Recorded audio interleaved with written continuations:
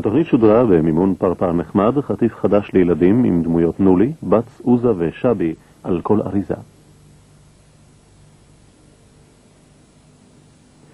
עכשיו נצטרף אל פשוש המבלה את חופשת הקיץ אצל סבא בכפר. הפעם סבא, פשוש, שירלי והאחות הקטנה יוצאים לתחרות דייג.